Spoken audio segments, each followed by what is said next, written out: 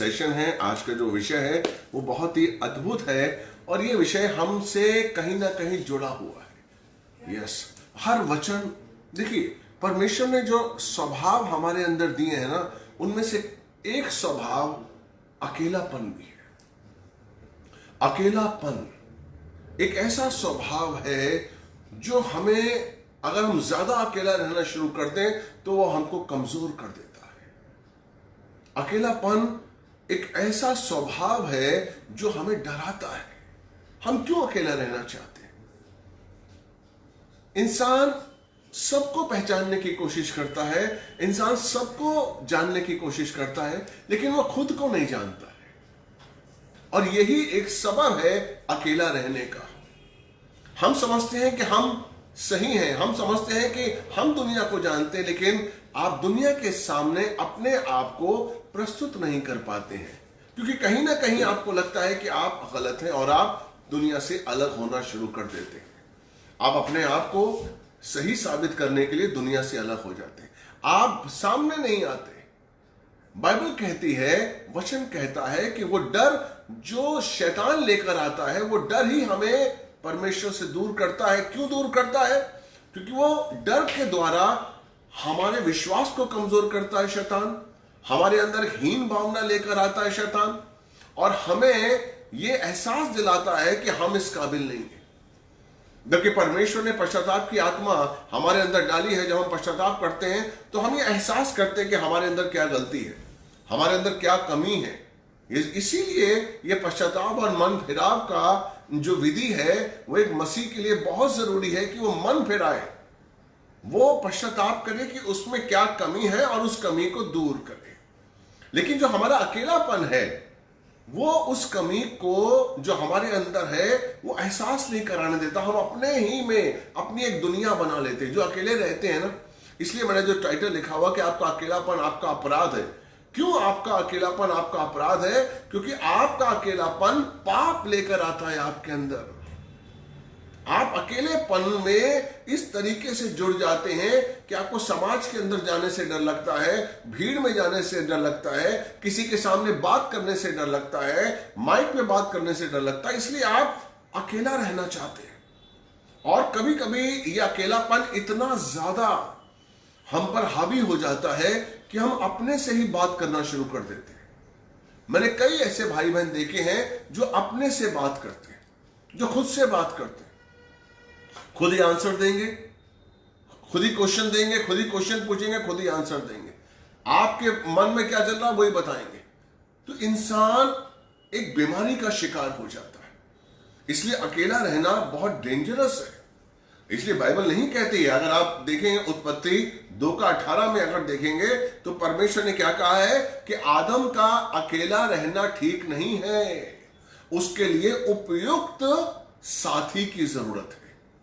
उपयुक्त साथी की जरूरत है। कोई बहन अगर नीचे लिख सकती है वचन तो लिखे, उपयुक्त साथी। उत्पत्ति जेनेसिस 2:18, उत्पत्ति 2:18 इसमें है कि परमेश्वर चाहता है कि आदम को एक साथी दिया जाए, क्योंकि वो चाहता है, वो देखता है कि नहीं, आदम का अकेला रहना अच्छा नहीं है, किसी का भी अकेला रहना अच्छा नहीं है। अगर आप अपना वक्त अकेले में ज्यादा बिताते हैं तो मेरे भाई ये खतरे की बात है। ये खतरे की, हाँ, वो प्रार्थना का वक्त जरूरी है कि हम प्रार्थना करते हुए अकेले रहें, वचन मनन करते हुए हम अकेले रहें, बहुत अच्छी बात है। लेकिन हम उसके बाद हम कोशिश करें कि जो हमने सीखा है उसको हम बांटें, हमारी संगति हो, हमारी संगति एक ऐसे लोगों से हो जो हमें समझ सके और जो उन वचनों को या जो हमारे अंदर बात चल रही है उसको हम समझ सके। हमें ऐसे दोस्त की जरूरत है, और यीशु से अच्छा दोस्त और कोई नहीं है। यीशु से अच्छा दोस्त, विश्वास योग्य दोस्त ऐसा कोई नहीं है जो हमें अच्छी तरीके से समझ सके। इसलिए उसमें लिखा हुआ है कि फिर यहोवा परमेश्वर ने कहा कि आदम के का अकेला रहना अच्छा नहीं है, इसके लिए एक उपयुक्त सहायक की जरूरत है, एक उपयुक्त दोस्त की जरूरत है। हालेलुया।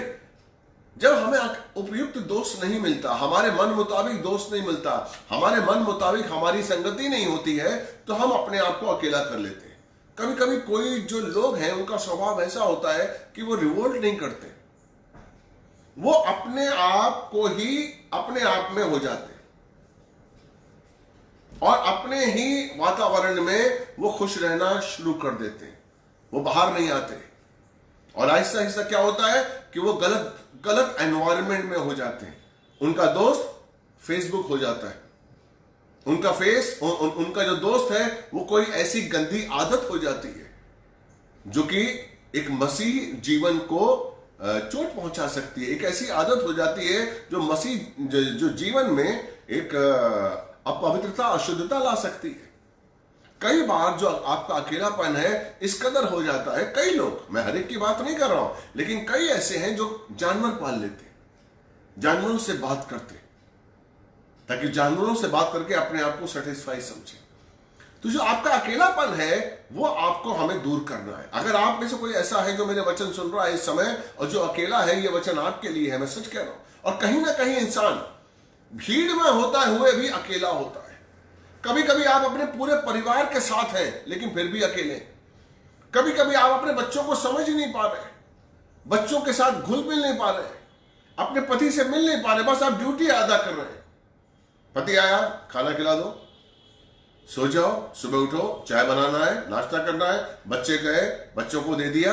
यानी कि आप एक ड्यूटी अदा कर रहे हैं, आप उनके संग सहभागिता नहीं निभा रहे। आप घर में रहते हुए भी अकेले हैं। क्यों अकेले हैं? कि कहीं ना कहीं आप अपनी चीजों को, अपनी राय को, अपने विचारों को बांट नहीं पा रहे हैं। क्योंकि आप समझ रहे हैं कि अगर मैं अपने विचारों को बांटूंगा या बांटूंगी तो कहीं वो मेरे विचार जो है मेरे पति को या मेरी पत्नी को या मेरे बच्चों को अच्छे लगते हैं कि नहीं लगते हैं, या मेरे पड़ोसी को अच्छे लगते हैं कि नहीं लगते हैं। आप खुद में अपनी एक राय कायम कर लेते हैं कि मैं ऐसा हूं,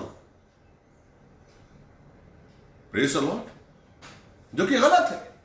हम उस राय के मुताबिक चलते हैं जो गलत है।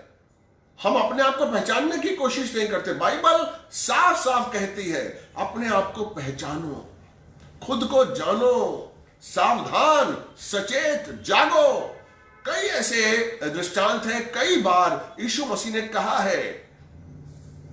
एक जो वो औरत थी जो वैश्या थी, मरियम मैगदलिनी, जब उसको लोग मारने के लिए आए और फारिसी उसको लेकर आए यीशु मसीह के पास कि इस औरत ने पाप किया है, इसने व्यभिचार का पाप किया है और मूसा की व्यवस्था के अनुसार ये आज्ञा है कि जो औरत, जो लड़की कि आपका व्यभिचार की व्यवस्था का व्यभिचार करते हुए पकड़ी जाए उसको पत्थरों से मार मार के खत्म कर देना चाहिए।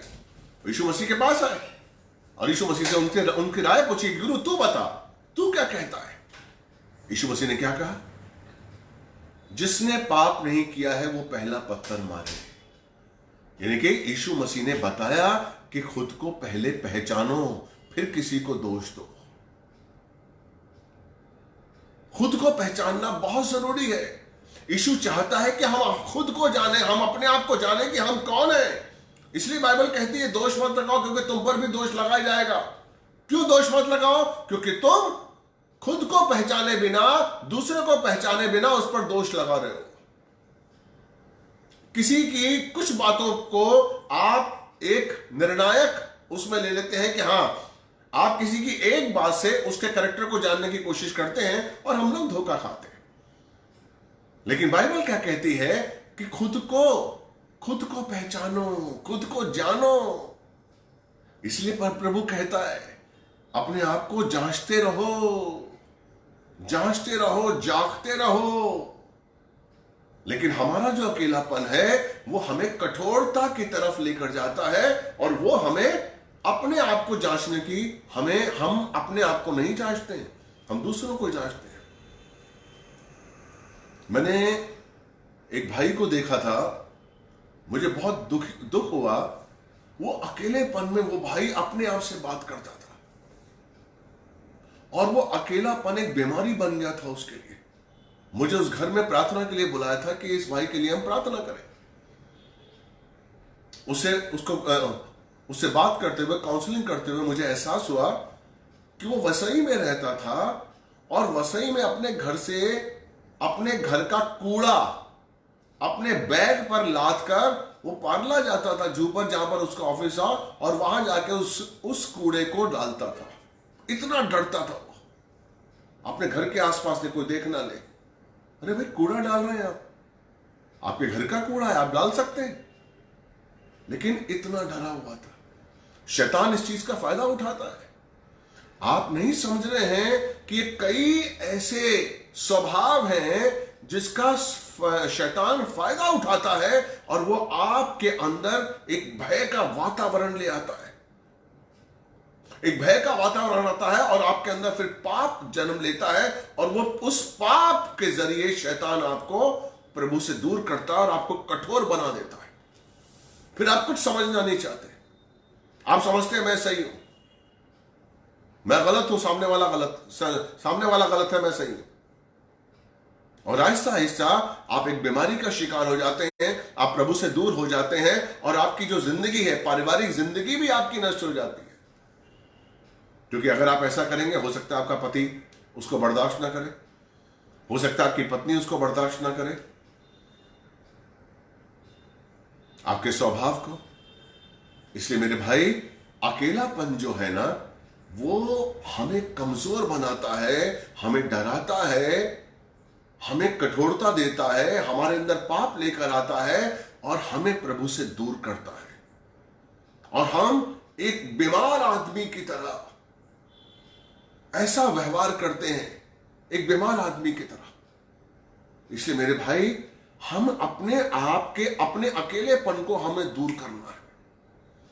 आज का जो ये विषय है अकेलापन, ये बहुतों के जीवन से जुड़ा हुआ है, बहुतों के जीवन से जुड़ा हुआ है। कभी कभी आप ऑफिस जाते हैं और आप अपने अकेलेपन से इस तरीके से जुड़े हुए हैं कि आपका बॉस जब कुछ पूछता है तो आप जवाब नहीं दे पाते। अकेलापन आपको इस तरीके से डराता है कि कई लोग हकलाने लगते हैं, कई लोग थुतलाने लगते हैं, कई लोगों का कॉन्फिडेंस इतना लूज हो जाता है कि उन्हें सब कुछ पता होता है, लेकिन फिर भी कुछ नहीं पता है, फिर भी कुछ पता नहीं होता, क्योंकि इतना डर जाते हैं। एक डर उनके अंदर पैदा होता है, और वो डर आपके अंदर शांति, आपके अंदर से शांति निकाल देता है, आनंद निकाल देता है, और आप वैसी जिंदगी जीते हैं जिसमें कोई सुख नहीं होता है, जिसमें प्रभु नहीं होता है। मूसा के बारे में आपने सुना होगा। मूसा जब बचपन में उसकी मां ने उसको दूध पिलाया तो बताया कि तू इब्रानी है, और हम जब इब्रानी यहां पर गुलाम है, हमको यहां से निकलना है, तुझे इब्रानियों को बचाना है, छुटकारा दिलवाना है। और ये बात उसके जहन में थी। वो फिरौन के राजमहल में था, फिरौन की बेटी का बेटा बनकर वहां पर रहता था। उसके पास विद्या थी। मिस्र में एक सुंदर विद्यालय था, बहुत बड़ा, वहां का पढ़ता था सूर्य विद्यालय था। वहां पर बहुत बहुत बहुत अच्छा उस समय का विद्या सिखाई जाती थी। सूरज के बारे में, सूरज तक कैसे उसकी गति क्या है, बहुत कुछ। उनके पास, मिस्रियों के पास एक लेप हुआ करता था, जो लेप उनके जो मृत शरीर को ताजा रखता था। खैर, वो अलग गहराई की बात है। तो मूसा ने सब कुछ सीखा हुआ था, लेकिन एक दिन क्या हुआ कि वो दो मिस्री और इब्रानी लड़ रहे थे, और इसने इब्रानी को बचाने के लिए मिस्री को मार दिया, क्योंकि इसने सोचा कि मैं अपने भाई को बचा रहा हूं, क्योंकि इब्रानी मेरा भाई है और यहां पर गुलाम है, इसलिए मैं इनको बचाकर यहां से आजाद करवा सकता हूं यहां पर। लेकिन दूसरे दिन क्या हुआ, जब दो इब्रानी लड़ रहे थे तो इसने बीच बचाव करने की कोशिश की, और वहां पर भेद खुल गया कि उन सबको पता है कि उसने इब्रानी को मारा था। इस एक वचन ने, इस एक बात ने मूसा के अंदर डर पैदा कर दिया, और ऐसा डर पैदा किया कि वो मिदान शहर भाग गया। मिदान शहर आ गया, मिदान शहर। और मिदान शहर में अगर आप पढ़ेंगे निर्गमन की किताब तो आपको पता चलेगा कि वहां पर उसने अपना नाम नहीं बताया। वो इत्रो की बेटी को, सिपोरा को मिला और चरवाहों से उसको बचाया। उनका पानी, जो कुएं से पानी भरने के लिए आई थी, उनका पानी भर के दिया। कुछ चरवाहे वहां पर थे, वो उन लड़कियों के संग ठट्टा कर रहे थे, और उसने उनसे बचाया और उनका पानी भर के दिया, उनकी हेल्प की, उनकी सहायता की। इस तरीके से सिपोरा से मूसा मिला, और इत्रो के घर में आने जाने लगा और इत्रो ने सिपोरा और मूसा की शादी कर दी। वो यहां तक डरा हुआ था मूसा कि उसने अपने बच्चे का नाम, पहले बच्चे का नाम गिरशोम, जिसका नाम गिरशोम रखा, उसका मतलब क्या था कि मैं यहां पर परदेसी हूं। इस तरह डरा हुआ था और अकेलापन, वो किसी को नहीं बता रहा था कि मैं फिरौन के राजमहल में उसकी बेटी का बेटा था, मैंने 40 साल ये काम किया था, मैं एक राजकुमार की तरह मैंने जिंदगी जी है। किसी को नहीं बता रहा था, अपना नाम तक नहीं बता रहा था। वो इत्रो की भीड़ों को चरा रहा था, प्रभु से दूर हो गया, प्रभु के बारे में नहीं जानता था वो प्रभु कौन है, कहां है, कैसे हैं, अपने भाइयों के बारे में उसको नहीं, वो अपना डरा हुआ एक डर इस तरीके से उसके अंदर आ गया था कि वो उस डर के द्वारा अकेला रहना शुरू कर दिया था। और एक दो दिन नहीं मेरे भाई, 40 साल वो अकेला रहा मैदान शहर में। और तब परमेश्वर ने झाड़ियों के द्वारा, हालेलुया, हरो पर्वत पर झाड़ियों में उसे दर्शन दिया, जलती झाड़ी में, और उसे बताया, उसे पुकारा मूसा। वो घबरा गया कि कौन है जो मेरा नाम जानता है? अरे मैं तो मिस्र से निकला हुआ, मिस्र वाले जानते हैं मेरा नाम, यहां कौन है जो मेरा नाम जानता है? मूसा। परमेश्वर ने फिर बोल पुकारा, मूसा। तब उसने देखा जलती हुई झाड़ी को, और एक ऐसा दृश्य परमेश्वर ने उसके सामने प्रस्तुत किया और उसके मन में उत्साह जगाई कि वो उस दृश्य को देखने के लिए उसके नजदीक आया कि जो झाड़ी है वो जल तो रही है लेकिन भस्म नहीं हो रही है। ये दृश्य उसने पहली बार देखा था, इसलिए उस झाड़ी के पास गया और वहां पर परमेश्वर ने अपना इंट्रोडक्शन दिया कि मैं कौन हूं। उसने कहा, जूती उतार क्योंकि यह स्थान पवित्र है। उसने बताया कि तुझे पवित्रता का जीवन जीना है। और फिर आप सब लोग जानते हैं, लेकिन उसके अकेलेपन ने इतना डर उसके अंदर पैदा कर दिया था कि वो परमेश्वर को भूल गया। वो कहता कौन है? जब परमेश्वर ने कहा कि तुम फिरौन के पास जाओ, मैं तुम्हें फिरौन के पास भेजना चाहता हूं, तो उसने कहा कि कौन है? अगर फिरौन के बंदे पूछेंगे, लोग पूछेंगे कि मुझे किसने भेजा है, मैं किसका नाम लूंगा? आप कौन है, आपका नाम क्या है? उसे नहीं पता था कि परमेश्वर का नाम क्या। वाकई उसने कोई बहाने नहीं बनाए थे। मूसा ने परमेश्वर के सामने कोई बहाने नहीं बनाए, ये हकीकत थी, उसको नहीं पता था कि परमेश्वर कौन है। मैं नहीं जानता हूं, मैं कैसे जाऊं, मैं थतलाता हूं, मैं बोलने में अटकता हूं। वाकई वो अटकता था। वो जो अकेलेपन में घबराहट थी, वो जो उसका सेल्फ कॉन्फिडेंस था, इतना गिर चुका था, इतना कमजोर हो चुका था कि उसके बोलने में भी शक्ति नहीं थी। थतलाता था वो, हकलाता था वो, बोल नहीं पा रहा था वो। परमेश्वर ने उसे हिम्मत दी कि मैं तेरे साथ हूं। परमेश्वर ने उठाया, मैं तेरे साथ हूं। और आप सब जानते हैं कि अध्याय 3 में किस तरीके से, अध्याय 3 और 4 में, निर्गमन 3 और 4 में किस तरीके से परमेश्वर ने उसे बताया और उसको मिस्र में भेजा, उसके अंदर से डर को निकाला। कौन डर को निकाल सकता है आपके अंदर से? परमेश्वर। इसलिए परमेश्वर के साथ अगर अपने जीवन को निभाएंगे, यीशु हमारा सबसे बड़ा अच्छा दोस्त है।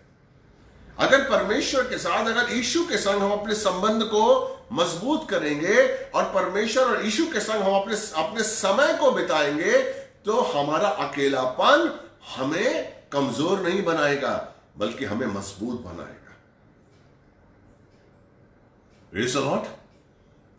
मूसा कमजोर हो गया था बिकॉज ऑफ अकेलापन, बिकॉज ऑफ डर, लेकिन परमेश्वर ने उसको मिलकर अपनी शक्ति दी। और फिर आपने देखा कि किस तरीके से मूसा ने उन 10 विपत्तियों को, परमेश्वर के आशीष से मूसा ने 10 विपत्तियों किस तरीके से परमेश्वर ने निकाला उसके द्वारा। लाल समुद्र को 2 भागों में किया, और किस तरीके से मूसा के द्वारा परमेश्वर तकरीबन 25 लाख लोगों को मिस्र से उस जंगल में लेकर आया, सिने जंगल में। हालेलुया। वही मूसा था जो डरा हुआ था, वही मूसा था जो अपने बच्चों का नाम ये नहीं रख रहा था। क्यों? क्योंकि वो गिरशोम में बुलाऊंगा अपने बच्चे को, तो मुझे याद होना चाहिए कि मैं यहां परदेसी हूं, मुझे यहां से जाना है, मैं एक खून किया हुआ आदमी हूं, मैंने हत्या की है। अकेला, जब आप अकेले होते हैं ना मेरे भाई, तो आपको बहुत सी चीजें आपको सताती हैं, बहुत सी चीजें आपको अंदर ही अंदर आप जलते रहते हैं, कुड़ते रहते हैं अंदर ही अंदर। आप अपनी इच्छा बोल नहीं पाते, आप बोल नहीं पाते कि आपको क्या चाहिए, आप सच को बोल नहीं पाते, आपके अंदर विश्वास नहीं होता है। तो अंदर ही अंदर वो जो चीज है, वो जो आपका विचार है, वो जो आपके अंदर एक हिम्मत है, वो कमजोर होती जाती है। आपकी हिम्मत, आपका विश्वास दम तोड़ देता है और आप अकेले हो जाते हैं। अकेलापन बहुत डेंजरस है, इसलिए आज का टाइटल जो अकेलापन अपराध है। अकेलापन, आप कभी भी अकेलेपन में, अगर आपको लगता है कि अकेलेपन में आपको बुरे ख्याल आते हैं, आपको ऐसा लगता है कि अकेलेपन में मुझे बुरे ख्याल आते हैं या मुझे गलत चीजें आती हैं या मैं अपने आप को कमजोर महसूस करता हूं, प्लीज एक अच्छे विश्वासी, अच्छे पास्टर के साथ अपने संबंध बनाइए, उनके संग संगति करिए ताकि आपका अकेलापन दूर हो जाए। क्योंकि अगर आप अपने अकेलापन दूर नहीं किया तो शैतान आपके जीवन में फायदा उठाएगा आपका, और आपको अकेलेपन के द्वारा आपके अंदर डर डालेगा और आपको पूरी तरीके से बीमार कर देगा, परमेश्वर से दूर कर देगा। अकेलापन बहुत डेंजरस है। मैं आपको फिर बोल रहा हूं, दाऊद जिसने तकरीबन 66 युद्ध लड़े थे, 66 युद्ध उसने लड़े, और बाइबल कहती है कि 66 के 66 युद्ध उसने जीते। दाऊद के पास सेना थी, दाऊद के पास शक्ति थी, दाऊद के पास लड़ने का हुनर था, लेकिन ये 66 के 66 जो युद्ध उसने जीते हैं, वो अपनी कौशलता से नहीं जीते हैं। वो कैसे जीते हैं उसने? परमेश्वर के आशीर्वाद से, परमेश्वर के अनुग्रह से, परमेश्वर की कृपा से। लेकिन एक दिन क्या हुआ कि एक दिन युद्ध के लिए उसकी सेना गई और वो नहीं गया, वो नहीं गया, वो अकेला रहा, अकेला। ध्यान दीजिए इन वचनों को, दाऊद अपने महल में अकेला रहा। जब आप दूसरा शमूएल 11 पढ़ेंगे आपको पता चलेगा, दाऊद अपने महल में अकेला था और क्या देख रहा था? दाएं बाएं। प्रभु क्या कहता है? 41 यशायाह 41 का 10, मत डर क्योंकि मैं तेरे साथ हूं, इधर उधर मत ताक क्योंकि मैं तेरा प्रभु हूं। जब भी आप इधर उधर ताकेंगे, शैतान आपका फायदा उठाएगा। दाऊद इधर उधर ताक रहा था और उसने क्या देखा? एक बैतसैदा औरत को देखा जो अपने छत पर नहा रही थी। और क्या किया उसने? उसने उसको बुलाया, उसके अंदर कामुकता आई, उसके अंदर गलत विचार आए और उसने उस औरत के संग गलत काम किया, संभोग किया, एक पाप किया। कब पाप किया? जब वो अकेला था। उसके अकेलेपन ने वो अपराध किया कि पाप उसके अंदर आया। वो भूल गया कि मेरा परमेश्वर मेरे साथ है, वो भूल गया कि मेरे परमेश्वर ने मुझे यहां तक पहुंचाया है, वो भूल गया कि परमेश्वर ने ही मुझे राजा बनाया, मैं क्या था? एक चरवाहा था। वो भूल गया, लेकिन उसने पाप किया और ये पाप इतना कठोर बन गया कि उसने सिर्फ वो यही नहीं रुका, उसने अपने पाप को छुपाने के लिए उसके पति को बुलाया, उरिया को, जो कि उसका सैनिक था, और चालबाजी दिखाकर उसने उस उरिया को, उसके पति को अपनी पत्नी के पास भेजना चाहा ताकि वो पाप जो दाऊद ने किया है वो पता ना लगे लोगों को। लेकिन जो उरिया था वो सच्चा इंसान था, वो सच्चा सैनिक था, वो नहीं गया, वो नहीं गया, आप जानते हैं। और वो युद्ध में गया और दाऊद ने उसी के हाथों एक लेटर लिखवाया अपने सेनापति को कि इसको, जब ये युद्ध हो रहा हो तो इसको आगे की पंक्ति में रखना और उस पंक्ति में रखना जहां पर इसको चोट लगे और ये मर जाए। नातान नबी ने कहा कि दाऊद तूने क्या किया है, क्या किया है? तूने कितना घोर अपराध किया है। उस अकेलेपन में तूने कितना घोर अपराध किया है। आप देखिए, आप सोचिए कि अकेलापन कितना डेंजरस है। अकेलेपन में आप सही चीजों को नहीं आंक सकते। शैतान आपको गलत चीजों की तरफ लेकर जाएगा, गलत दृष्टि आपके अंदर पैदा करेगा, गलत विचार आपके अंदर पैदा करेगा। गलत भावनाएं आपके अंदर आएंगी। इसीलिए अकेलेपन से बचने के लिए एक वचन है, दूसरा कुरिन्थियों 10:5। हालेलुया, मैं आपके लिए पढ़ूंगा। जो परमेश्वर के विरुद्ध जो भी पाप है, जो भी विचार आते हैं, हालेलुया, उन्हें हम यीशु मसीह का गुलाम बना देते हैं। हालेलुया, दूसरा कुरिन्थियों, हालेलुया, देखिए ध्यान से इस वचन को समझने की कोशिश करिए। 10:5, हम परमेश्वर के ज्ञान के विरुद्ध उठने वाली कल्पनाओं और प्रत्येक अवरोध का खंडन करते हैं। यह अकेलेपन का आपका अस्त्र है। यह वचन आपके लिए अकेलेपन का अस्त्र है, आपके लिए हथियार है। जब भी आप अकेले हो और आपके अंदर गलत विचार आ रहे हो, जब भी आप अकेले हो और आपके अंदर गलत भावनाएं आ रही हैं किसी के लिए, अगर मान लीजिए आप फेसबुक देख रहे हैं, आप अकेले और गलत कोई तस्वीर आपके सामने आ जाती है, उसको आप निकालिए और आप ये वचन अपने अंदर दोहराइए। हम परमेश्वर के ज्ञान के विरुद्ध उठने वाली कल्पनाओं और प्रत्येक अवरोध का खंडन करते हैं और प्रत्येक विचार को बंदी बनाकर मसीह का आज्ञाकारी बना देते हैं।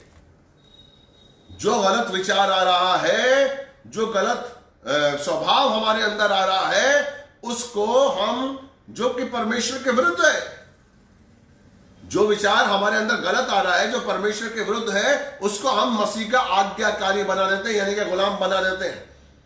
जो विचार अकेलेपन में अगर आपको गलत आपका विचार आए तो उसको बोलिए, विचार, इसी समय मैं तुझे यीशु मसीह का गुलाम बनाता हूं।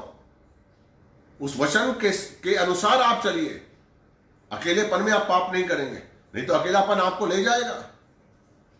आपको कभी कभी लगता होगा, नहीं यार हमें अकेले रहना चाहिए, अच्छी बात है, अकेले रहने में कोई प्रॉब्लम नहीं, अकेला रहना अच्छी बात है। लेकिन क्या अकेलापन आपको दूर कर रहा है?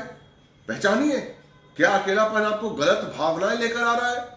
क्या अकेलापन आपको गलत साथियों की तरफ लेके जाता है? कभी कभी आपका अकेलापन जो है ना, वो आपको मजबूर करता है कि आप अपने हिसाब से साथी ढूंढें जिनसे आप बात कर सकें। और बहुत बार ऐसा होता है कि आप गलत साथी चूज करते हैं, और वो गलत साथी, चाहे वो लड़की हो चाहे लड़का हो, आप गलत साथी चूज करते हैं अकेलेपन को दूर करने के लिए, ताकि वो आपकी बात को समझे। और जब वो गलत साथी आप चूज कर लेते हैं, उससे आपको हानि होती है, और जब हानि हो चुकी होती है, तब आपको एहसास होता है कि अरे ये तो बहुत गलत हो गया। इसलिए कभी भी गलत साथी चुनने के लिए कोई ऐसा विचार आए, गलत काम करने के लिए कोई ऐसा विचार आए, कोई भी ऐसी कल्पना, कोई भी ऐसा विचार जो परमेश्वर के विरुद्ध है, उसकी महिमा के, उसके पवित्रता के विरुद्ध है, उसे हम यीशु मसीह का गुलाम बना देते हैं। ऐसी आज्ञा हम दे सकते हैं, वो अधिकार है हमारे पास, अधिकार है हमारे पास। दाऊद नहीं दे पाया क्योंकि उसके अंदर पाप आ गया था, और पाप के साथ वो कठोरता आ गई थी। इसलिए उसने उरिया की जान लेने में भी एक पल नहीं लिखाया। और यही वजह है, जब उसने पश्चाताप किया, और उस पश्चाताप में उसने बैतसैदा के बेटे सुलेमान को राजा बनाने का निश्चय किया। अलबत्ता अबशालोम, जो कि दाऊद का बेटा था, बड़ा बेटा था, उसका हक था राजा बनने का, और उसने राजा बनने की कोशिश की, लेकिन विद्रोह में वो मारा गया। Praise the Lord. हम अकेलेपन में कैसे पाप कर जाते हैं। हमारा अकेलापन अगर हमारे लिए हमारे कमजोरी लेकर आ रहा है, हमारे लिए गलत विचार लेकर आ रहा है, तो हमें इससे दूर भागना है, बिल्कुल दूर भागना है। दूर भागो, व्यभिचार से दूर भागो। बाइबल कहती है व्यभिचार से दूर भागो, गलत चीजों से दूर भागो, गलत विचारों से दूर भागो। अगर आप अकेले हैं और संसार आपके अंदर है, तो आपके अंदर पाप आएगा। और अगर आप अकेले हैं और संसार आपके अंदर नहीं है, तो प्रभु आपके अंदर आएगा। जैसे शमूएल के अंदर आया था।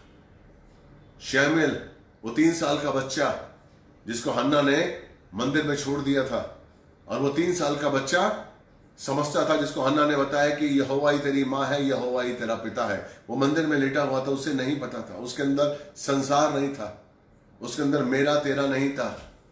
और तब परमेश्वर ने उसे बुलाया, यहोवा ने आवाज दी, शमूएल शमूएल। और एली ने बताया कि परमेश्वर तुझे पुकार रहा है। उसने परमेश्वर की आवाज सुनी। अगर आपके अंदर संसार नहीं है और आप अकेले हैं, परमेश्वर आपसे बात करेगा। लेकिन अगर आपके अंदर संसार है और आप अकेले हैं, शैतान आपसे बात करेगा। इसलिए हाँ, अकेलापन जरूरी है, क्योंकि हम जब मनन करते हैं वचनों को तो हमारे लिए अकेलापन होना जरूरी है। जब हम प्रार्थना करते हैं तो हमारे लिए अकेला होना जरूरी है। Praise the Lord. इसलिए अकेलापन हमारे लिए जरूरी है। लेकिन हम कैसे उस वक्त को पहचाने, इसके लिए प्रार्थना जरूरी है।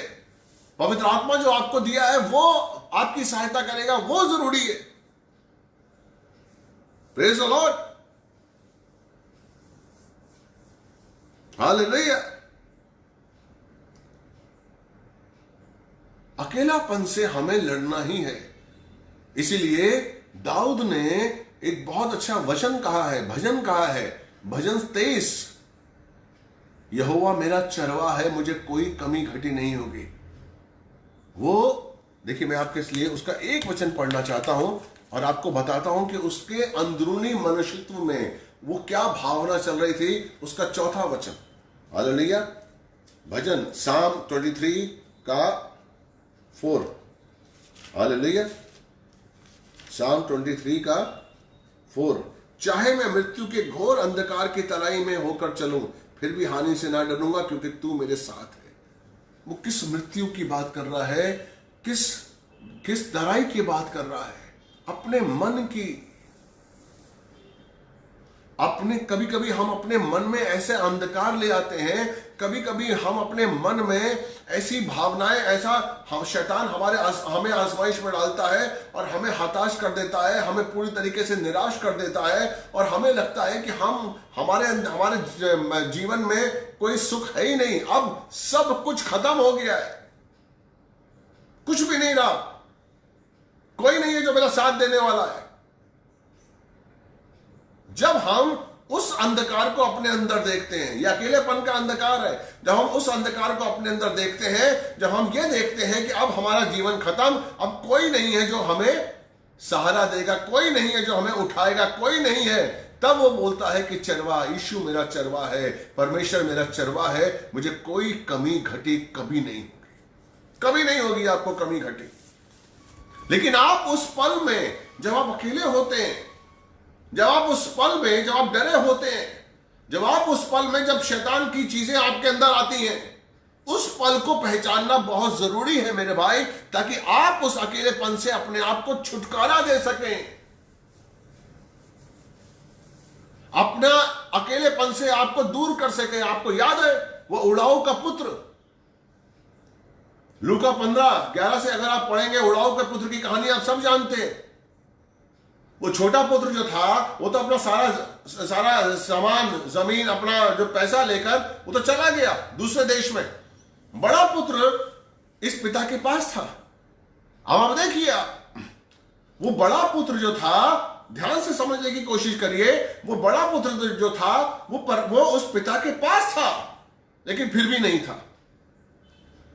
पास होते हुए भी वो पिता को नहीं समझ रहा था। पिता रोज इंतजार कर रहा है अपने छोटे पुत्र की। पिता प्रार्थना कर रहा है अपने पुत्र के लिए कि मेरा छोटा बेटा कहीं भी हो, सुख से आए।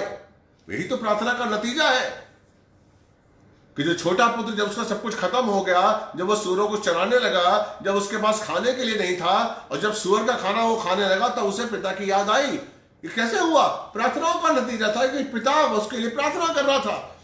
और जब वो वहां पर पिता की ओर चला तो पिता को अभी दूर ही था, बाइबल कहती है अभी दूर ही था, लेकिन पिता ने जब अपने बेटे को देखा, वो दौड़कर अपने बेटे के पास गया और उसे गले लगाकर उसको चूमा। यानी कि ये एक दिन की बात नहीं होगी। पिता रोज अपने बेटे की राह देखता होगा, पिता रोज अपने छोटे बेटे के लिए प्रार्थना करता होगा। बड़ा बेटा पिता के साथ था, लेकिन बड़े बेटे ने उस बोझ को नहीं समझा।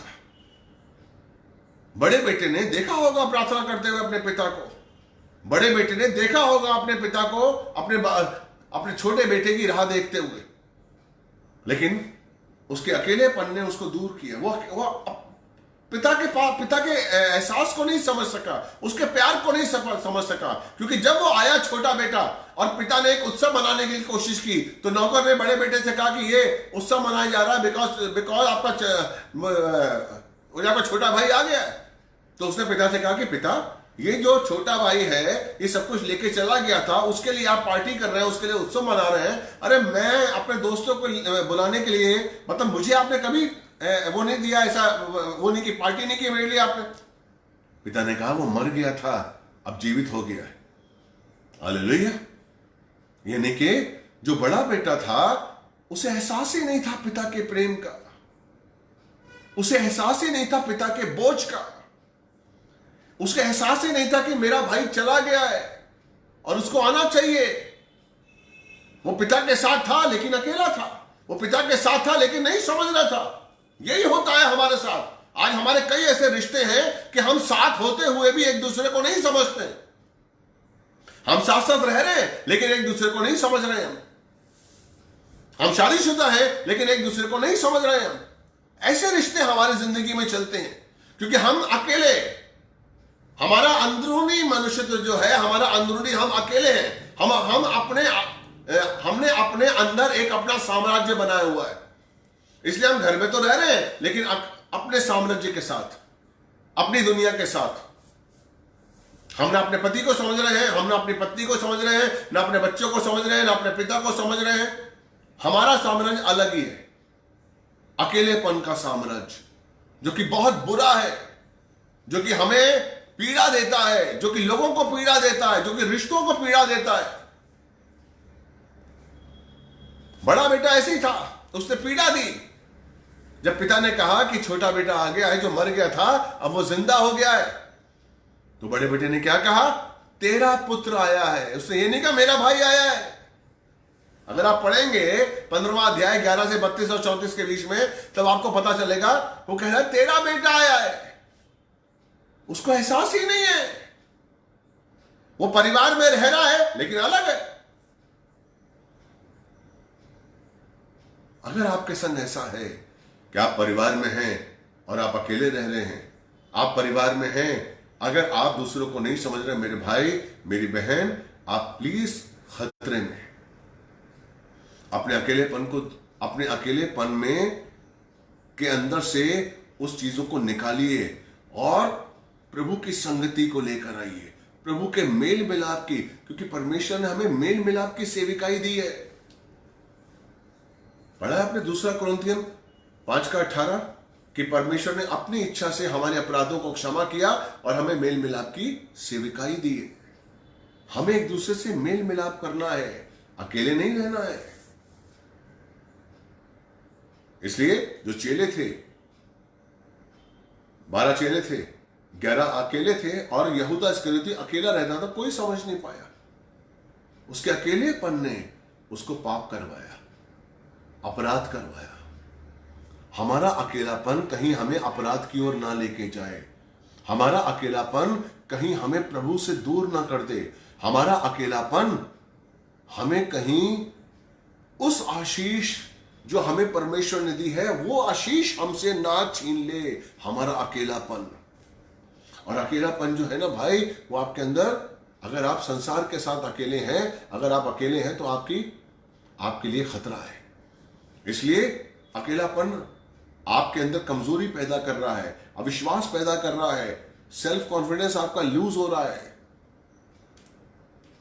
आप गलत दोस्त बनाने की चेष्टा कर रहे हैं, गलत साथी आपको चाहिए जो आपको समझे, लेकिन वो साथी नहीं है आपके, जिससे आपको सफलता मिले, जिससे आपको जीवन में सुख मिले, आपको शांति मिले। इसलिए मेरे भाई मेरी बहन, जरूरी है कि हम अकेले हों संसार के बिना और परमेश्वर हमारे साथ हो। हालेलुया। परमेश्वर हमारे साथ हो, हर पल हम परमेश्वर की उपस्थिति में रहें। अपने अकेलेपन को हम दूर करें, अपने अकेलेपन से हम लड़े नो। अपने जो चर्च के एल्डर्स हैं उनसे मिलें, उनसे बताइए, कहीं मत छुपाइए। आप अकेलापन क्यों हावी होता है? क्योंकि आप छुपाते हैं आपके अंदर क्या है, आपके अंदर क्या गलत भावनाएं आ रही हैं उसको छुपाते हैं। मत छुपाइए, अपने पास्टर, अपने पासवान से, अपने एल्डर से मत छुपाइए। अगर कोई गलत भावना आपके अंदर आ रही है और आपके अकेलेपन को वो और अकेला कर रही है, तो प्लीज वो गलत भावना को बताइए आप अपने पासवान को। अगर आपकी मम्मी अच्छी है, मम्मी को आप अपना दोस्त मानते हैं या डैडी को अपना दोस्त मानते हैं, उनको बताइए, लेकिन उससे निकलिए आप। उस अकेलेपन उस अकेलापन जो है वो आपको गलत जगह लेकर जा रहा है, एक अपराध के रूप में है अकेलापन। इसलिए हमें उससे निकलना है और हमें एक मंदिर के रूप में बनना है जिसमें आत्मा रहे, प्रभु की ज्योति रहे, प्रभु के वचन रहे, प्रभु का जीवन रहे। Praise the Lord. इसलिए अगर आप अकेले हैं, बिल्कुल आज ही अभी से अपने उस अकेलेपन को छोड़ने के लिए, उस अकेलेपन से जूझने के लिए, निकलने के लिए प्रार्थना करिए। परमेश्वर आपकी सहायता करेंगे। आइए मैं आपके लिए प्रार्थना करता हूं। धन्यवाद देते पिता परमेश्वर, तेरे पवित्र सामर्थ्य नाम में अद्भुत शिफा है परमेश्वर। तेरी कृपा दृष्टि, तेरा आशीष हम पर बना रहे। जितने भाई बहन देख रहे हैं और वो अकेला जीवन जी रहे हैं, वो कहीं ना कहीं अकेले हैं, अपने परिवार से अकेले हैं, अपने संबंधों से अकेले हैं, अपने रिश्तों से अकेले हैं, तो प्लीज परमेश्वर उनकी सहायता कर, उनकी सहायता कर परमेश्वर। आपका आशीष, आपकी आत्मा, आपकी कृपा, आपका वचन परमेश्वर उनके जीवन में काम करे परमेश्वर। यस लॉर्ड, आपकी शक्ति उनको मिले परमेश्वर। शैतान उनके जीवन में काम ना करे परमेश्वर। डर की दुष्ट आत्मा को मैं यीशु मसीह के नाम से निकालता हूं। अकेलेपन के दुष्ट आत्मा को निकालता हूं परमेश्वर। अकेलेपन में जो ये सोचते हैं कि हम आत्महत्या कर लेंगे परमेश्वर, उस आत्महत्या की दुष्ट आत्मा को निकालता हूं परमेश्वर। दयालु पिता, हमारे देखने वाले हर भाई बहन के लिए आशीष मांगता हूं, सुख मांगता हूं परमेश्वर, आपकी कृपा मांगता हूं, आपका अनुग्रह मांगता हूं परमेश्वर। दयालु पिता, आपकी शांति, आपका आनंद इनके साथ हो, ताकि अकेलापन इनसे दूर हो जाए और तेरी उपस्थिति का आशीष, तेरे वचनों की शक्ति, तेरी सहभागिता, तेरा सामर्थ परमेश्वर इनके जीवन में काम करे और ये एक नया जीवन, एक नए आनंद को महसूस करें अपने जीवन में। ऐसी कृपा चाहता हूं। यीशु मसीह के नाम से देखने वाले हर भाई बहन के लिए आशीष मांगता हूं। धन्यवाद। प्रार्थना आपने सुनी और कबूल की। आमेन, आमेन, आमेन। गॉड ब्लेस यू मेरे भाई बहन। प्रभु आपको बहुत बहुत बहुत आशीष दे। हालेलुया। मुझे विश्वास है कि आपको ये वचन अच्छे लगे होंगे और जिन्होंने शेयर नहीं किया प्लीज शेयर करिए। प्रभु आपको बहुत आशीष दे और वचनों को देखिए और अच्छे लगते हैं तो उनको और वचनों दूसरों को भी शेयर करिए। प्रभु आपको बहुत बहुत बहुत प्यार करता है। God bless you brother, God bless you sister. प्रभु आपको आशीष दे।